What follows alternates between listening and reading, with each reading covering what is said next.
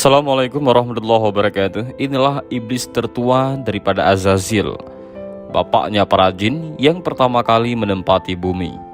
Pada video kali ini kita akan membahas kisah seorang jin yang soleh, akan tetapi kemudian berakhir dengan kesesatan dan menyesatkan manusia. Jin adalah sesuatu yang wajib diimani karena disebutkan di dalam Al-Quran. Bahkan ada satu surat namanya surat jin. Kemudian juga disebutkan dari berbagai hadis Nabi Shallallahu Alaihi Wasallam bagaimana jin-jin itu. Ada yang beriman kepada syariat Rasul, kemudian menyebarkan dakwah Rasul. Artinya memang keberadaan jin itu harus diimani bahwa di sekitar kita ini ada jin. Lalu bagaimanakah sejarahnya? Adapun tentang sejarah bangsa jin memang tidak ada hadis yang sahih yang menjelaskan tentang asal-muasal jin itu. Akan tetapi banyak riwayat Israiliyat yang sebahagiannya bersanad dan sebahagiannya tidak bersanad. Tentu kita akan menceritakan sebagai pengetahuan, bukan untuk dijadikan sebuah sandaran. Karena Nabi Shallallahu Alaihi Wasallam pernah bersabda, ceritakan tentang kisah-kisah Israiliyat Bani Israel, dan tidak mengapa selama tidak bertentangan dengan Al-Quran dan Sunnah Rasul. Dijelaskan oleh sahabat Abdullah bin Abbas radhiyallahu anhuma bahwa jin yang pertama kali diciptakan namanya adalah Sumiyah. Sumiyah diciptakan oleh Allah Subhanahu wa taala dari ujung nyala api. Dialah satu-satunya jin yang diciptakan dari nyala api. Sama dengan Adam. Adam alaihi salatu wassalam satu-satunya manusia yang diciptakan dari tanah. Karena keturunannya Adam tidak dari tanah. Sumiyah dikatakan Abu al-Jin atau bapaknya jin. Sumiyah diciptakan oleh Allah Subhanahu wa taala 2000 tahun sebelum Adam alaihi salam diciptakan. 2000 tahun sebelum diciptakan Adam, maka Sumiyah ini diciptakan. Ketika itu, setelah Allah menciptakan Sumiyah atau bapaknya jin, maka Allah Subhanahu wa taala berfirman kepada Sumiyah, "Berangan-anganlah engkau, mintalah sesuatu kepadaku." Maka Sumiyah mengatakan, "Kami hanya mengharap kepadamu ya Rabb agar kami bisa melihat dan tidak bisa dilihat." Makanya jin itu bisa melihat kita, tetapi kita tidak bisa melihat jin. Dan agar kami bisa menghilang di tengah-tengah padang pasir, tidak ada yang mampu melihat kami, dan agar tetap muda terus dan tidak pernah tua. Itulah permintaan Sumiyah atau bapaknya jin. Kemudian Allah Subhanahu wa taala memberikan mereka tempat di bumi. Terserah mau apa dia buat di bumi itu. Maka Sumiyah inilah jin yang pertama kali yang beribadah kepada Allah di permukaan bumi ini. Belum ada manusia di bumi. Bumi ini pertama kali diciptakan oleh Allah Subhanahu wa taala untuk jin. Akan tetapi setelah kemudian Sumiyah ini diberikan keturunan yang banyak oleh Allah Subhanahu wa taala, sampai akhirnya Sumiyah pun meninggal dunia. Maka datang generasi selanjutnya. Generasi setelahnya tidak bersyukur kepada Allah. Mereka sudah diberikan nikmat oleh Allah untuk melihat dan tidak bisa terlihat. Diberikan oleh Allah usia yang panjang sehingga mereka tetap muda. Diberikan fasilitas di bumi dan seluruh kenikmatannya. Mereka tidak bersyukur. Justru mereka itu malah menumpahkan darah dan saling membunuh sesama mereka. Makanya kemudian umatnya Sumiyah ini tidak bersyukur kepada Allah. Dibalasnya nikmat dengan kekufuran. Maka dari situlah akhirnya terjadi peperangan antara malaikat dan juga bangsa jin. Tetapi riwayat peperangan antara malaikat dan bangsa jin ini tidak benar. Bagaimana mungkin malaikat berperang dengan jin? Kalau malaikat ingin berperang dengan jin, cukup Allah utus satu malaikat saja, bisa mengalahkan semua jin, yaitu malaikat maut. Tapi ini cerita Israiliyat, yang mana di situ dicantumkan bahwa malaikat perang melawan jin. Akhirnya ada jin yang ditangkap oleh malaikat. Kemudian ada juga jin yang dipenjara di hutan-hutan, di laut-lautan dipenjara oleh malaikat. Ini di dalam kisah Israiliyat. Dalam satu kisah, setelah kemudian para malaikat mentertibkan bangsa jin dan sebahagiannya dipenjarakan di hutan-hutan belantara, maka ada anak jin yang masih kecil itu dibawa naik oleh malaikat kemudian hidup di langit. Jin kecil yang dibawa oleh malaikat ke langit itu namanya Azazil. Azazil inilah yang kemudian dibawa ke langit dan dididik oleh malaikat sampai dia besar. Akhirnya dia beribadah kepada Allah. Dia puasa, sholat, zikir, dan macam-macam. Dan Allah Subhanahu wa ta'ala kuasakan kepada Azazil untuk menjadi penguasa langit dunia. Jadi inilah cerita yang akan kita kisahkan selanjutnya. Jin yang soleh tetapi dia tersesat. Dia adalah Azazil. Jin kecil yang dibawa malaikat ke langit, kemudian dididik menjadi dewasa sampai akhirnya menjadi ahli ibadah dan taat kepada Allah, hidup di alam malaikat. Kemudian diserahkan kekuasaan untuk menguasai langit dunia. Maka itulah satu-satunya jin yang paling soleh di kala itu. Setelah kemudian Azazil ini berada di alam malaikat dan hidup bersama para malaikat, beribadah layaknya para malaikat, makanya kemudian ada khilaf di antara para ulama. Azazil ini sendiri nama Israiliyat, tidak ada di dalam Al-Quran dan Sunnah. Tapi itulah jin yang paling soleh ketika itu. Sehingga para ulama mengatakan, apakah Azazil ini bahagian daripada malaikat ataukah dia bahagian daripada jin? Karena dia hidup di langit bersama malaikat. Tetapi ulama menguatkan bahwa Azazil itu bukan malaikat tetapi jin. Berdasarkan Al-Quran, Allah Subhanahu wa Ta'ala mengatakan Azazil itu bahagian daripada jin yang berbuat fasik kepada perintah Allah. Singkat cerita bahwa Azazil hidup dengan para malaikat, beribadah layaknya malaikat, menjadi jin yang paling soleh sampai pada waktunya Allah Subhanahu wa Ta'ala ingin menciptakan makhluk yang berbeda, bukan malaikat, bukan pula jin, akan tetapi manusia. Maka Allah Subhanahu wa Ta'ala menciptakan manusia yang kemudian disebut Adam. Kenapa Adam? Karena diciptakan dari Adim. Adim itu tanah yang ada di bumi. Maka makhluk itu disebut Adam alaihissalam. Ketika Allah Subhanahu wa Ta'ala menciptakan Adam, Allah beri 4 kelebihan. Kelebihan pertama, Adam itu diciptakan oleh Allah. Aku ciptakan Adam dengan tanganku. Yang kedua, yang meniupkan ruh ke jasad Adam itu Allah sendiri, bukan malaikat yang diutus untuk meniupkan ruh. Kemudian yang ketiga, Allah perintahkan seluruh malaikat sujud kepada Adam, dan tidak ada perintah Allah kepada para malaikat sujud kepada Azazil. Kemudian yang keempat, Allah ajarkan pengetahuan dibandingkan yang lainnya. Allah ajarkan nama-nama segala sesuatu. Sebahagian ahli tafsir mengatakan yang dimaksud nama-nama di sini artinya diajarkan bahasa seluruh bahasa yang akan diucapkan seluruh keturunannya Adam alaihissalam. Itulah kelebihan Adam, diberikan pengetahuan yang tidak diberikan kepada jin ataupun malaikat. Bahkan ketika Allah Subhanahu wa Ta'ala berfirman, coba sebutkan nama benda-benda itu jika kamu orang-orang yang benar. Maka mereka malaikat mengatakan, Maha suci Engkau, tiada ilmu pada kami kecuali Engkau ajarkan kepada kami. Malaikat menyerah dan tidak sanggup. 4 keutamaan Adam inilah yang menjadikan Adam unggul di atas malaikat, bahkan seluruh di atas bangsa jin sekalipun.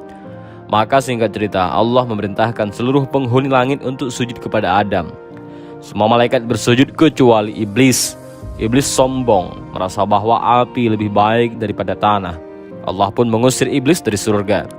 Tapi iblis meminta kepada Allah agar ditangguhkan hidupnya sampai hari kiamat ditegakkan. Allah mengabulkan permintaan iblis.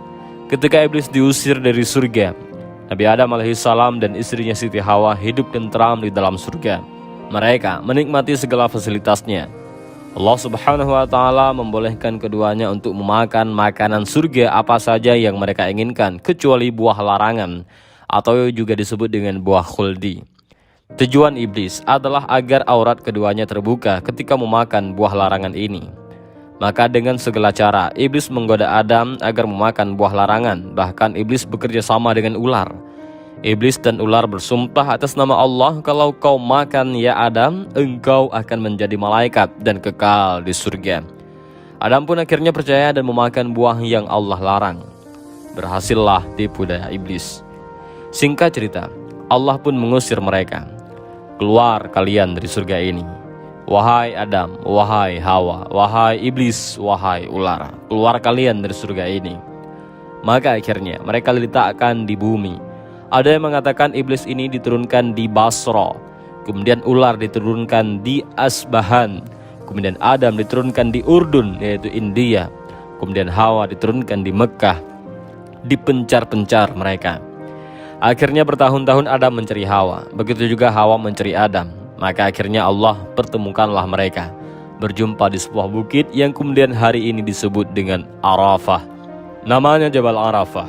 Maka dari situlah Adam melihat Hawa, Hawa melihat Adam. Berbahagialah keduanya dipertemukan. Maka keduanya sepakat bertaubat kepada Allah Subhanahu wa Ta'ala, dan kalimat yang pertama diucapkan keduanya, Rabbana zalamna anfusana wa illam taghfir lana wa tarhamna lanakunanna minal khasirin. Inilah kalimat pertama yang diucapkan di bumi. Ini kalimat yang diajarkan pertama kali adalah kalimat Rabbana, ya Rabb kami, dhalamna anfusana, kami telah menzalimi diri kami ya Rabb, wa illam taghfir lana, kalau engkau tidak mengampuni dosa kami, lanakunanna minal khasirin, tentu kami menjadi hamba yang rugi. Dan Allah pun mengampuni Adam dengan taubatnya Adam. Berbeda pula dengan Azazil yang sudah berubah menjadi iblis. Bukannya dia bertaubat kepada Allah, malah dia pula kemudian bersumpah, karena engkau sudah menyesatkan aku, seolah-olah Allah yang menyesatkannya, padahal dia sendiri yang mau sesat. Kata iblis, saya akan sesatkan semua turunan Adam itu. Akhirnya dari sinilah genderang perang terjadi di bumi antara kubu Adam dan kubu iblis. Kemudian iblis pun mulai menggoda Adam di bumi, tapi Adam tidak bisa tergoda. Menggoda Hawa, dan Hawa juga tidak bisa tergoda, karena dua-duanya sudah bertaubat dan tidak mau lagi bermaksiat kepada Allah. Karena tidak bisa menggoda Adam dan istrinya Hawa, akhirnya iblis menunggu keturunannya Adam, yang mana kita tahu iblis menggoda keturunan Adam yaitu Habil dan Qabil, saudara kembar. Karena Adam setiap melahirkan itu kembar. Habil kakaknya, sedangkan Qabil adalah adiknya. Singkat cerita, Qabil membunuh Habil, membunuh abangnya. Pembunuhan yang pertama kali terjadi di muka bumi. Ketika tahu Habil dibunuh oleh Qabil, maka sedihlah Adam.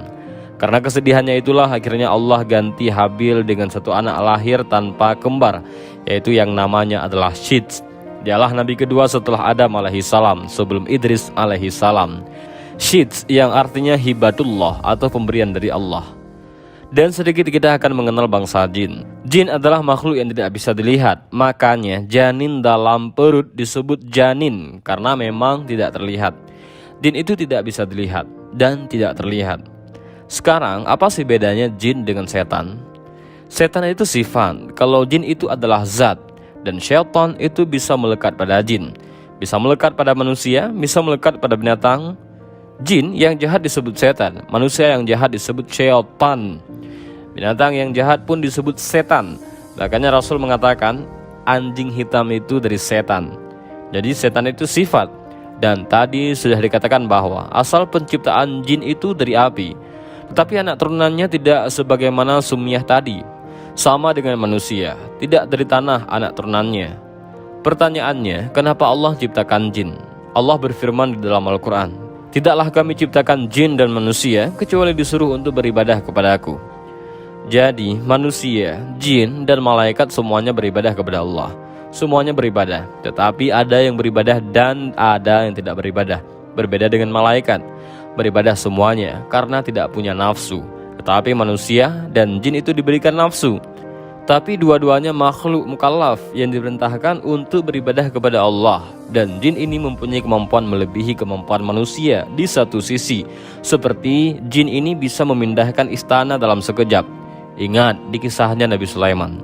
Jin Ifrit bilang ke Nabi Sulaiman bahwa dia bisa mendatangkan kerajaan Balqis sebelum Nabi Sulaiman berdiri dari duduknya. Jadi jin ini memiliki kekuatan yang luar biasa. Kemudian jin juga bisa tasyakul, bisa beralih rupa. Jin itu bisa berubah menjadi manusia, dan jin juga bertasyakur atau berubah menjadi anjing hitam. Terkadang juga berubah menjadi kucing hitam. Terkadang seperti gagak, macam-macam. Makanya Rasul mengatakan anjing hitam dari syaitan. Bukan berarti semua anjing hitam itu setan. Terkadang keumuman jin itu suka anjing hitam. Intinya bahwa jin itu bisa tasyakur seperti itu. Dan jin juga sama seperti manusia. Mereka makan, bahkan terkadang makan pula sama manusia. Karena kalau manusia ketika makan tidak membaca basmalah, berarti hakikatnya manusia lagi makan sama jin. Cuma hakikatnya tidak nampak saja. Akhirnya hilang berkah jadinya yang kita makan. Makanya kalau makan bacalah basmalah. Kalau pakai baju ucap basmalah, supaya ketika terbuka auratnya jin tidak bisa melihat kita. Tetapi ketika pakai baju tidak baca basmalah, ketika terbuka auratnya, ketika ganti baju mereka senang. Para jin senang melihatnya. Mereka para jin menikmatinya, apalagi di kamar mandi. Itu tempat yang menakutkan. Makanya Rasul mengatakan, katakanlah Allahumma inni a'udzubika minal khubuthi wal khaba'is. Ya Allah, aku berlindung kepadamu dari syaitan laki-laki dan syaitan perempuan. Artinya jin itu sama dengan manusia, ada laki-laki dan ada perempuan. Tapi kalau yang mandi ini banci, apakah ada jin banci? Wallahu a'lam. Karena setan itu mereka diutus sebagai tentara iblis. Jadi iblis itu membuat istana di tengah lautan dan dikelilingi oleh ular. Kalau membaca kitabnya Isa Daud tentang dialog jin muslim, walaupun banyak kritikan, dikatakan bahwa istana iblis ada di segitiga Bermuda sana. Wallahu a'lam. Tidak ada dalil tentang itu. Artinya istana iblis ini di lautan, dan setiap hari iblis ini sebagai kepalanya yang tidak akan pernah mati ketika sampai kiamat. Dia akan terus mengutus tentaranya ke daratan untuk menggoda Bani Adam. Akhirnya ada yang meninggalkan sholat, ada yang meninggalkan zakat, ada yang bakhil, ada yang tidak membaca Al-Quran. Macam-macam tergoda sampai akhirnya ada tentara iblis yang bisa memisahkan suami dan istri, retak hubungan rumah tangga orang. Iblis senang. Sini kamu, dipanggil tentaranya ini, diletakkan piala di kepalanya dan mengatakan, engkau adalah jin yang paling baik. Seperti itulah intinya, bahwa mereka bisa tasyakur luar biasa. Dan ingat bahwa di sekeliling kita ini ada jin. Kalian kalau tidur jangan lupa berwudu dan baca doa. Kalau berwudu dan baca doa kemudian kalian tidur, maka di samping kiri kalian itu malaikat. Kalau kalian berbalik ke kanan, maka malaikat sebelah kanan mengatakan, Allahumma ighfir lahu, ampuni orang ini ya Rabb. Kalau berbalik ke sebelah kiri, malaikat sebelah kiri mengatakan, Allahumma ighfir lahu, ampuni orang ini ya Allah. Tapi kalau kalian ini sudah tidak wudu, tidak baca doa, dipastikan kalian tidur pasti diganggu setan. Bisa saja dimimpikan ketemu hantu genderuwo, pocong di mimpinya. Kemudian mimpi jatuh dari langit, bangun tahu-tahu jatuh dari ranjang. Subhanallah.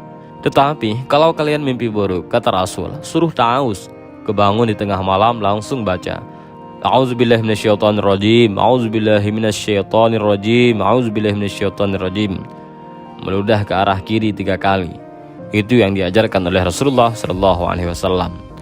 Dan inilah sedikit pembahasan tentang jin, yaitu jin sumiyah, dan pembahasan yang mengenai jin, iblis, setan, dan sebagainya. Jadi mudah-mudahan video yang kita buat hari ini bermanfaat bagi kita semua. Amin ya rabbal alamin. Allahu a'lam bishawab. Assalamualaikum warahmatullahi wabarakatuh. Terima kasih sudah menonton.